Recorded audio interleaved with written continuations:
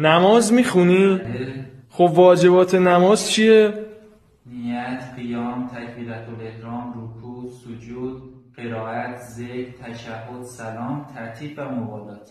نمازهای واجب رو نام ببر. نماز یومیه، نماز آیات، نماز میت، نماز طواف خانه خدا، نماز قضای پدر که بر عهده پسر بزرگتر می باشد و نمازی که به واسطه نذر و قسم بر ما واجب می شود. شکیات نماز چند قسمه؟ 23 قسمه، 9 تاش صحیحه، 8 تاش نماز رو باطل میکنه و به 6 تاش هم نباید اعتماد کنه. نمازهای مستحبی چه نام داره؟ نماز نافله.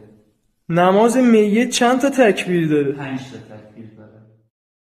گردآورنده قرآن پس از رحلت پیامبر چه کسی بوده است؟ حضرت علی. سجده‌های واجب قرآن در کدام سوره هاست؟ سوره سجده، علق، نجم. نام 4 کتاب مقدس که در قرآن آمده است؟ قرآن، انجیل، زبور، تورات. ولادت امام مهدی در چه تاریخی؟ 15 ذی‌حجه. اولین و آخرین سوره قرآن کدام است؟ اولین سوره حمد و آخرین سوره ناس. کدام دو سوره در نماز جماعت خوانده می‌شود؟ سوره جمعه و منافقون. علت و انگیزه جمع‌آوری قرآن چه بوده است؟ به شهادت رسیدن 70 نفر از حافظان قرآن و جلوگیری از تحریف و تغییر قرآن. بسم الله الرحمن الرحیم. به مصاحبه فرهنگیان خوش اومدی. امیدوارم که موفق باشی. شما چه سبک آهنگایی گوش میکنید؟ من عاشق دوکی و بیناتم. البته ایران قدیمم خیلی گوش میکنم. مسی هایده. من معمولا پادکست گوش میکنم. نظر شما در رابطه با آرایش کردن چیه؟ خیلی خوبه. آدم باید همیشه خوشگل باشه. یکی دید خوششیه. تا حدی که جلب توجه نکنه و خودنمایی نباشه به نظرم آرستگی نیازه. هر استان تو مجلس چند تا نماینده داره؟ راحت هر استان 2000 تا رو داره. وابسته به جمعیت اون استانه که ظرفیتش مشخص بشه. شما آدم سیاسی هستین؟ بله، من دوستم اولین رئیس جمهور خانم ایران باشه. تا حدی که نیاز باشه در مورد سیاست کشورم بدونم. بله.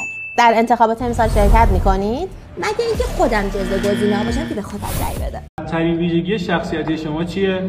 والا ویژگی زیاد بدی ندارم. گاهی اوقات یه ذره مثلا شاید یه سال یه بار مثلا عصبانی و شاید کوره در برم اینا مثلا. از عصبی هم میشی؟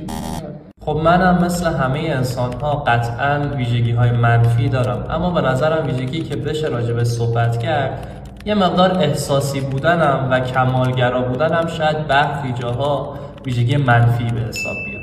اگه شاگرد سر جلسه تقلب کنه چیکار میکنی؟ برگشتو میگیرم کلاس میندازمش بیرون، برگشتو پاره میکنم. خیلی هم خوب. چه کلاسداری قشنگی.